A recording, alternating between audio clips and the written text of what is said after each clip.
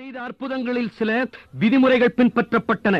5 அப்பம் 2 மீனை கொண்டு 5000 பேருக்கு அதிகமானவர்களை போஷித்த அவர் எப்போதும் மக்களுக்கு அற்புத சாப்பாட்டை கொடுத்துக் கொண்டே இருக்கும் அமுத சுரவியாக செயல்படவில்லை. அவர் அற்புதங்கள் செய்ததில் ஞானம் இருந்தது. அவரை எதிர்த்த யூதர்கள் கூட இயேசு கிறிஸ்துவின் அற்புதங்களை மறுக்கவில்லை. யூதர்களுடைய ஆகமங்களான சனகரீனும் டால்முட்டும் இயேசு கிறிஸ்து அற்புதங்களை செய்தார் என்ற குறிப்புகளை தெரிவிக்கின்றன.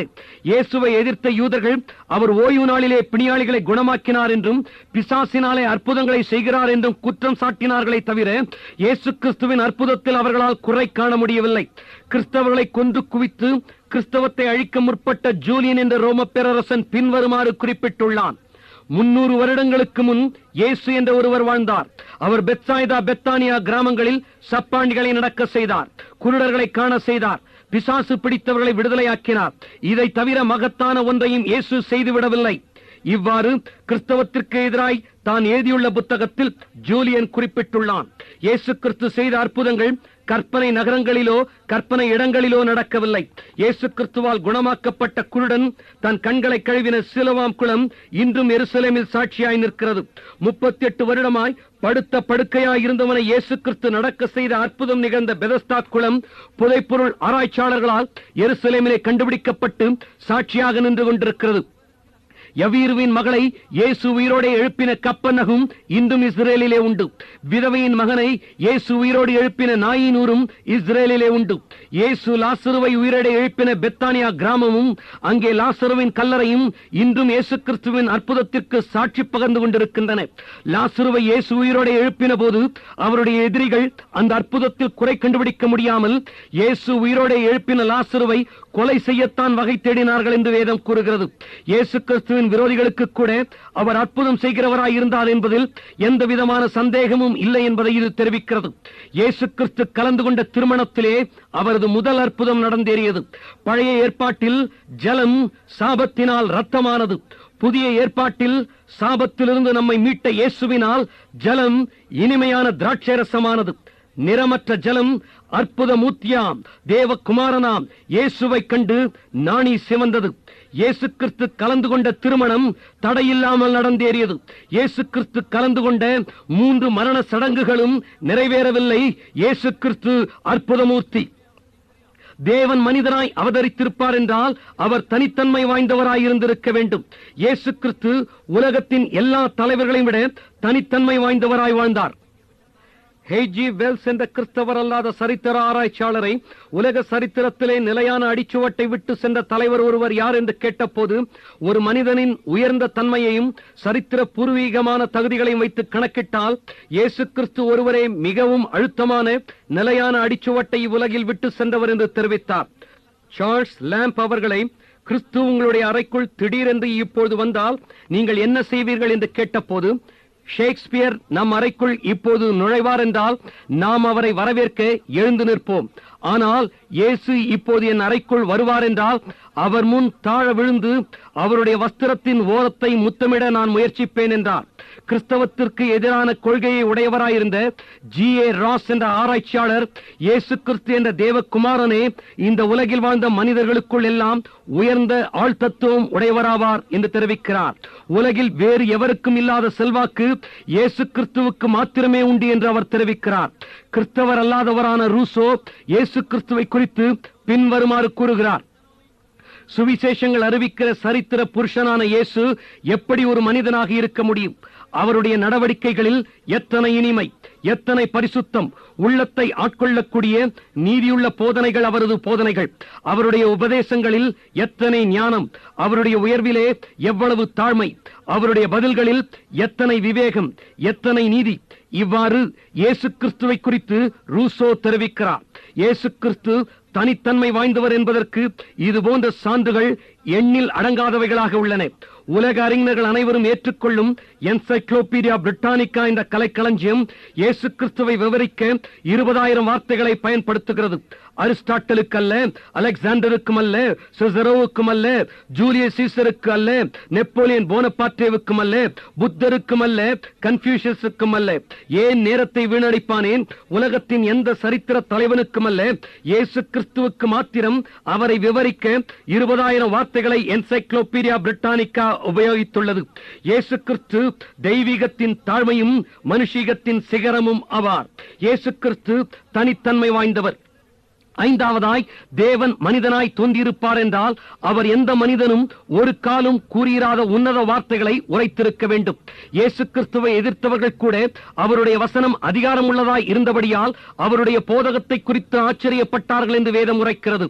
இயேசுவை கைது செய்ய வர அனுப்பப்பட்ட ரோம போர் வீரர்கள் கூட அந்த மனுஷன் பேசுகிறதைப் போல ஒருவனும் ஒரு காலம் பேசினதில்லை என்று கூறி அவர் வார்த்தைகளை கேட்டு வாயடைத்து போய் தாங்கள் அவரை கைது செய்ய வந்ததை மறந்து திரும்பினார்கள். உலகத்தின் பல அறிஞர்களும் தங்கள் கருத்துக்களை எல்லாம் சொல்லும் போது தங்கள் வார்த்தைகளை உலகம் ஏற்றுக்கொள்ளுமா என்ற நிச்சயம் இல்லாமலேயே சொன்னார்கள். பல அறிஞர்களுடைய கருத்துக்கள் அவர்களுடைய கல்லறைக்குள்ளே அவர்களுடனே உறங்குகின்றன. ஆனால் இயேசு ஒருவர் மாத்திரமே வானமும் பூமியும் ஒழிந்து போகும், என் வார்த்தைகளோ ஒழிந்து போவதில்லை என்று தாம் வாழ்ந்தபோதே நிச்சயத்தோடே சொன்னார். தன் வார்த்தைகளுக்கு அழியாமை உண்டு என்று சவால் விட்டவர் இயேசு கிறிஸ்து ஒருவர் மாத்திரமே. Jesus Christ was the only person who claimed eternity for his words. What human teacher ever dared to claim an eternity for his words? His words were passed into law. They were passed into doctrines. They were passed into proverbs. They were passed into consolations. They were passed into poems. But they have never passed away. இயேசுவின் வார்த்தைகள் சட்டங்களாக மாறியுள்ளன, தத்துவங்களாக மாறியுள்ளன, நீதிமொழிகளாக மாறியுள்ளன, ஆறுதலின் வார்த்தைகளாக மாறியுள்ளன, பாடல்களாக மாறியுள்ளன. அவை உருமாறி மாத்திரம் போகவில்லை. கலையில், நாகரிகத்தில் பழமையானவைகள் புதிய தலைமுறையினரால் கைவிடப்படுகின்றன. ஆனால் 2000 வருடங்களுக்கு முன்னதாக உரைக்கப்பட்ட இயேசுவின் வார்த்தைகளோ எந்த சந்ததியும் விரும்புகிறதாயும் எல்லா சந்ததிக்கும் பொருந்துகிறதாயும் அவர்களை எல்லாம் உயிர்ப்பிக்கிறதாயும் இருக்கிறது. கடந்த 2000 வருடங்களாக அவர் உலகத்தின் வெளிச்சமாயிருக்கிறார். அவருடைய வார்த்தைகள் ஒழிந்து போகவில்லை.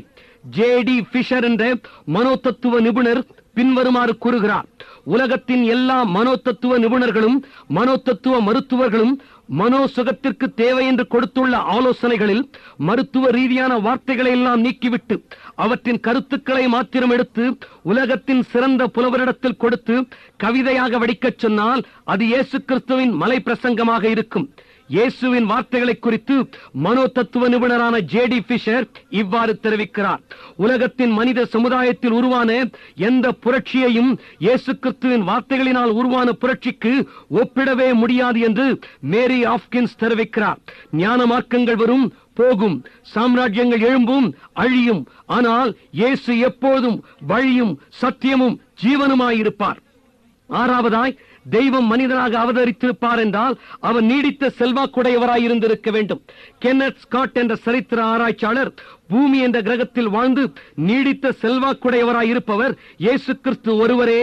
காலம் செல்ல செல்ல அவருடைய செல்வாக்கு அதிகரித்துக் கொண்டே செல்கிறது என்று தெரிவித்துள்ளார். இயேசு கிறிஸ்து தோன்றி 2000 வருடங்கள் உருண்டோடியும் அவரது செல்வாக்கு மறையவில்லை, மாறாக அது அதிகரித்துக் கொண்டே செல்கிறது. கலிலேயனான ஒரு தச்சன் தன்னை உலகத்தின் ஒளி என்று உரைத்து இத்தனை நூற்றாண்டுகள் கழித்தும் உலக மக்கள் பெரும்பான்மையினராலும் அங்கீகரிக்கப்பட்டவராக இருப்பார் என்றால் அது அவருடைய தெய்வீகத்தினால் உருவான நீடித்த செல்வாக்கையே காட்டுகிறது. இயேசு அவர் உலகத்தில் இருந்த நாட்களில் எந்த புத்தகத்தையும் எழுதவில்லை. ஆனால் இன்று அவரை பற்றி எழுதப்பட்ட புத்தகங்கள் தான் உலகிலேயே அதிகம். அவர் ஒரு பாடலையும் எழுதவில்லை, ஆனால் அவரை பற்றி எழுதப்பட்ட பாடல்கள் தான் இன்று உலகிலேயே அதிகம். இயேசுவுக்கென்று ஒரு ராணுவமும் இருந்ததில்லை, ஆனால் அவர் வெற்றி கொண்ட இதயங்களோ ஏராளம் ஏராளம். தன்னுடைய கட்டளைக்கு கீழ்ப்படிய ஒரு சேனையை அவர் திரட்டவில்லை, ஆனால் அவருடைய வார்த்தைகளின் கட்டளையினால் தங்கள் ஆயுதங்களை கீழே வைத்தவர்கள் அநேகர். இயேசு கிறிஸ்து மனோதத்துவம் படித்தவர் அல்ல, ஆனால் அவர் இணைத்த இதயங்களோ எண்ணிலடங்கா. அவர் எந்த தேசத்தையும் எந்த கிராமத்தையும் கூட ஆண்டதில்லை, ஆனால் அவர் குடிக்கொண்டு ஆளும் இதயங்களோ கணக்கில் அடங்கா. அவர் எந்த மருத்துவக் கல்லூரியும் படிக்கவில்லை, ஆனால் அவரால் குணமாக்கப்பட்டோர் ஏராளம். அவருடைய நாமத்தினால் இன்றும் குணமாக்கப்படுபவர்களும் ஏராளம். அவர் உலகத்தில் வாழ்ந்த நாட்களில் அவருக்கென்று ஒரு அலுவலகமும் கூட இருந்ததில்லை. ஆனால் அவருடைய நற்செய்தியை பரப்ப இன்று உலகமெங்கும் ஆயிரக்கணக்கான அலுவலகங்கள் செயல்பட்டுக் கொண்டிருக்கின்றன. இயேசு கிறிஸ்துவுக்கென்று சொந்தமாய் ஒரு வீடும் இருந்ததில்லை. ஆனால் இன்று அவரை ஆராதிக்க உலகமெங்கும் பரவியுள்ள ஜெப வீடுகள் பல லட்சம். அவருக்கென்று ஒரு குடும்பமும் இருந்ததில்லை. ஆனால் இன்று அந்த இயேசுவின் குடும்பத்தில் இருப்போர் பல கோடி. அவர் உலகில் இருந்த நாட்களில் 200 மைல்களுக்கு மேல் அவர் நடந்ததே இல்லை. ஒரே ஒரு முறை தவிர அவர் வெளிநாடு சென்றதில்லை. ஆனால் இன்று அவர் பெயர் கேள்விப்படாத நகரங்களே உலகில் இல்லை. இரும்பு திரை நாடுகளுக்குள்ளும் ஊடுருவி அவருடைய சுவிசேஷத்தின் வார்த்தைகள் கடந்து செல்லுகின்றன. தன்னன் தனியராய் 2000 வருடங்களுக்கு முன் அவர் கிறிஸ்தவ மார்க்கத்தை ஸ்தாபித்தார். ஆனால் இன்றைய உலகில் உள்ள 4.75 பில்லியன் மக்களில் பெரும்பான்மையானோர் அந்த இயேசுவின் பக்கம். நெப்போலியன் போனபார்ட்டே இவ்வாறு கூறுகிறான்: அலெக்சாண்டர், சீசர், சார்லே மேகனே, நான் எல்லாருமே பலாத்காரத்தினால் எங்களுடைய ராஜ்யத்தை ஸ்தாபித்தோம். ஆனால் இயேசு கிறிஸ்து ஒருவரே அன்பினால் தம் ராஜ்யத்தை ஸ்தாபித்தவர். அவருக்காய் லட்சக்கணக்கான மக்கள் தங்கள் ஜீவனையும் கொடுக்க ஆயத்தமாயிருப்பார்கள். இது இயேசு கிறிஸ்துவை குறித்து நெப்போலியன் கூறின வார்த்தைகள். 2000 வருடங்களுக்கு முன்னதாக இயேசு இயற்கை விதிகளுக்கு மாறுபட்ட நிலைமையிலே இவ்வுலகில் பிரவேசித்தார், வாழ்ந்தார், மரித்தார், உயிர்த்தெழுந்தார்.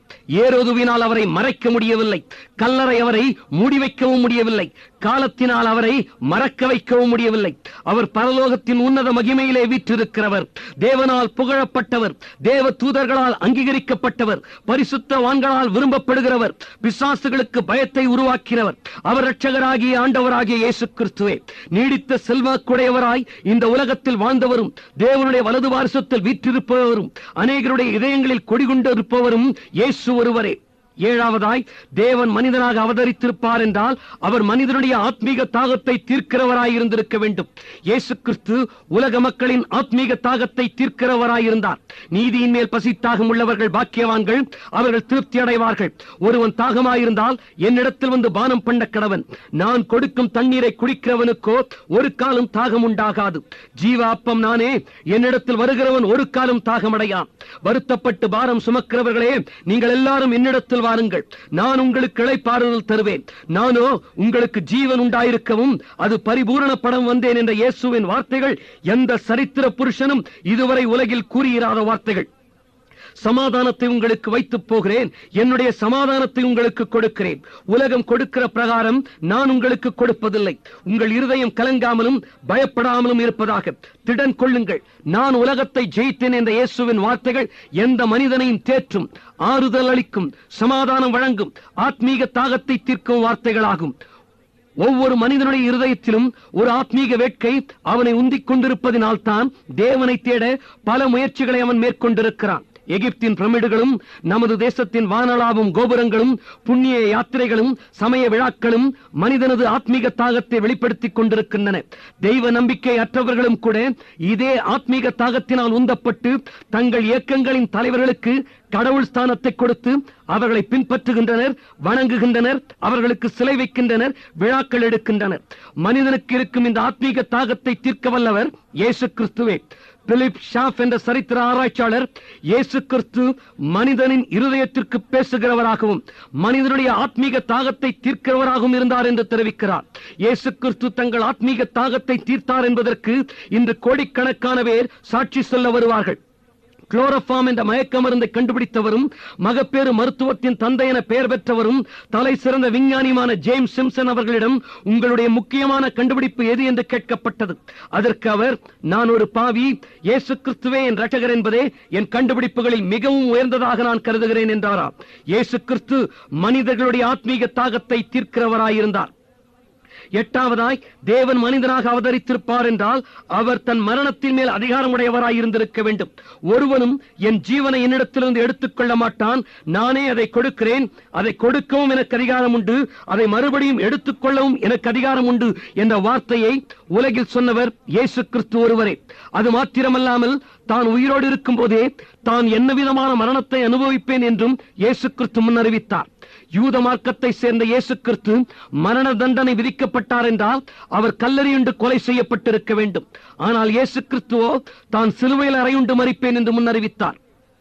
இயேசு கிறிஸ்து சிலுவையில் அறையப்பட்டது ஒரு சரித்திர பூர்வமான நிகழ்ச்சியே ஆகும். இயேசு கிறிஸ்து கபத்தா என்ற இடத்தில் விசாரிக்கப்பட்டு வாரினால் அடிக்கப்பட்டார் என்று வேதம் தெரிவிக்கிறது. இந்த கபத்தா என்ற இடம் புதைப்பொருள் ஆராய்ச்சியாளர்களால் கண்டுபிடிக்கப்பட்டு இன்றும் எருசலேமில் சாட்சியாயிருக்கிறது. இயேசு கிறிஸ்துவை சிலுவையில் அறைய ஒப்புக் கொடுத்த பிலாத்து சரித்திர பூர்வமானவனா என்பதை குறித்து அநேகர் கேள்வி எழுப்பி வந்தனர். 1962 சிசேரியா பட்டணத்தில் நடந்த புதைப்பொருள் ஆராய்ச்சி பிலாத்து சரித்திர பூர்வமானவனே என்பதற்கான தகவல்களை தந்துள்ளது. இயேசு கிறிஸ்துவின் நாட்களில் மரண தண்டனைகள் ரோம பேரரசினால் சிலுவையில் தான் நிறைவேற்றப்பட்டன என்பதற்கு ஆதாரமான குறிப்புகளும் இப்போது கண்டுபிடிக்கப்பட்டுள்ளன. 1968 ஜூன் மாதம் இஸ்ரேலே தேசத்து புதைப்பொருள் ஆராய்ச்சி கழகம் எருசலேமிலே மேற்கொண்ட ஆராய்ச்சியின் போது சில கல்லறைகள் தோண்டி எடுக்கப்பட்டன. ஒரு கல்லறையில் யோகன்னான் பென் ஹகால்கால் என்பவனுடைய எலும்புகூடு கண்டுபிடிக்கப்பட்டது. அவனுடைய கைகளிலும் கால்களிலும் ஆணிகள் அடிக்கப்பட்ட நிலைமையிலும் அவனுடைய காலின் மூட்டுக்கள் உடைக்கப்பட்ட நிலைமையிலும் இருக்க அந்த எலும்புக்கூடு கண்டுபிடிக்கப்பட்டது. அதனால் அவன் சிலுவையில் அறையப்பட்டு மரித்திருக்க வேண்டும் என்பது உறுதிப்படுத்தப்பட்டது.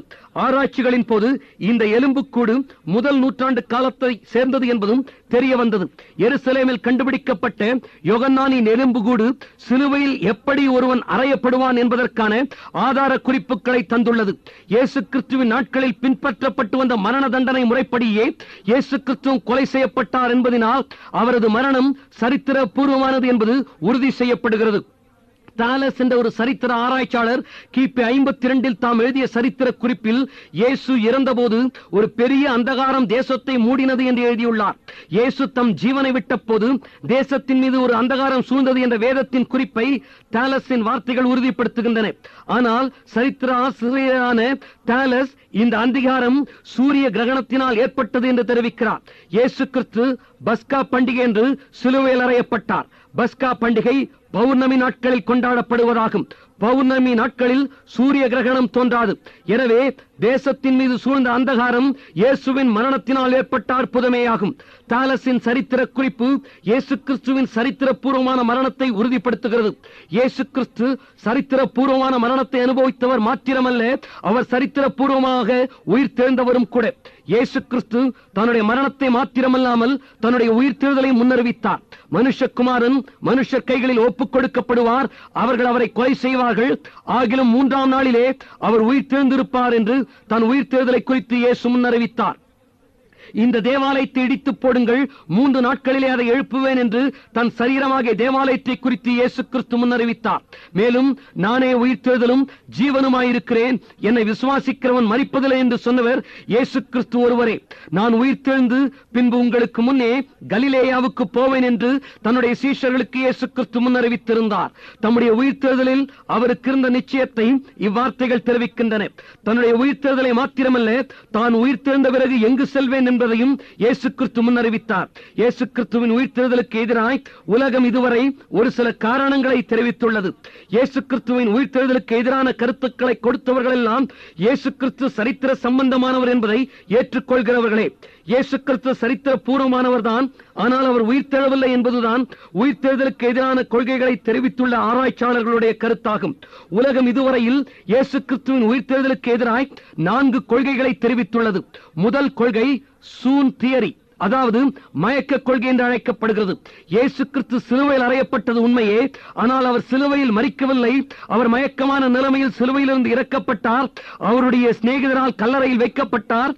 கல்லறையில் மயக்கம் தெளிந்து அவர் வெளியே வந்தார், எல்லாருக்கும் காணப்பட்டார் என்பதே இந்த மயக்க கொள்கையாகும். இந்த மயக்க கொள்கை கிபி 18ஆம் நூற்றாண்டுக்கு பிறகுதான் உருவானது. கிபி 18ஆம் நூற்றாண்டு வரை யாருமே இவ்வளவு புத்திசாலித்தனமான விளக்கத்தை இயேசு கிறிஸ்துவின் உயிர்த்தெழுதலுக்கு எதிராக கொடுக்கவில்லை. இயேசு கிறிஸ்து மரித்து உயிர்த்தெழுந்த பிறகு 1800 ஆண்டுகள் கழித்துத்தான் இந்த மயக்க கொள்கை உருவாகி இருக்கிறது என்றால் இதனுடைய ஆதாரத்தை குறித்து நீங்களே நிதானிக்கலாம். இருந்தாலும் இந்த மயக்க கொள்கைக்கான பதில்களையும் இச்செய்தியில் கொடுக்கிறேன்.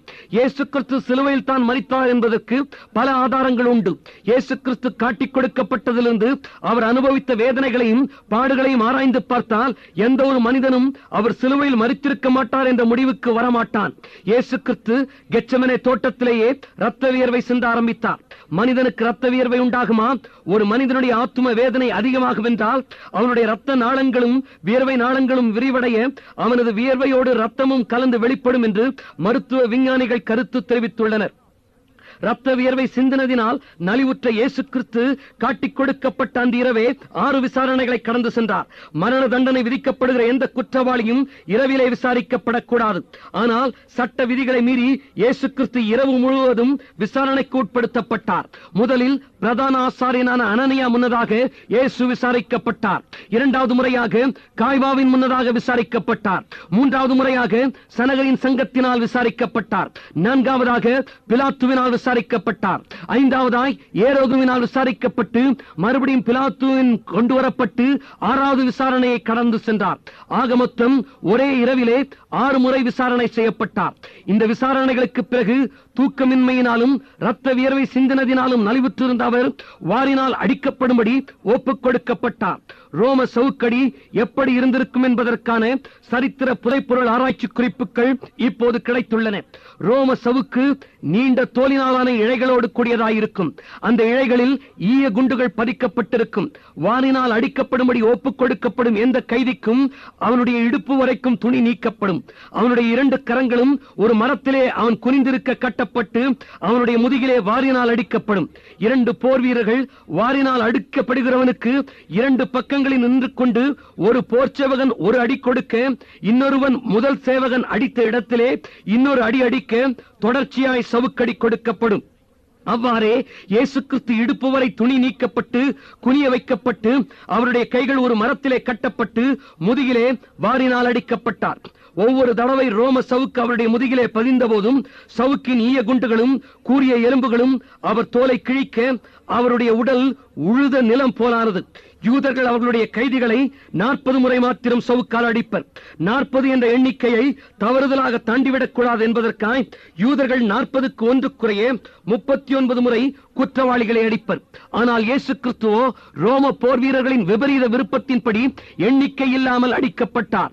ரோம சவுக்கடி கொடுக்கப்படும் போதே அநேக கைதிகள் மரித்து விடுவதுண்டு. சவுக்கடிக்கு பிறகு குற்றுயிரான நிலைமையில் இருந்த இயேசு கிறிஸ்துவின் தலையில் முள்முடி சுட்டப்பட்டது. முள்முடியில் இருந்த முட்கள் அவர் தலையில் இறங்கும்படி கோலினால் அவர் அடிக்கப்பட்டார். தூக்கமின்மையினாலும் ரத்த வியர்வை சிந்தினதாலும் பசியினாலும் ரோம சவுக்கடியினாலும் நலிந்திருந்த இயேசு கிறிஸ்து சிலுவையின் குறுக்கு சட்டத்தை சுமந்தவராய் கொல்கதா எனப்பட்ட இடத்திற்கு கொண்டு செல்லப்பட்டார்.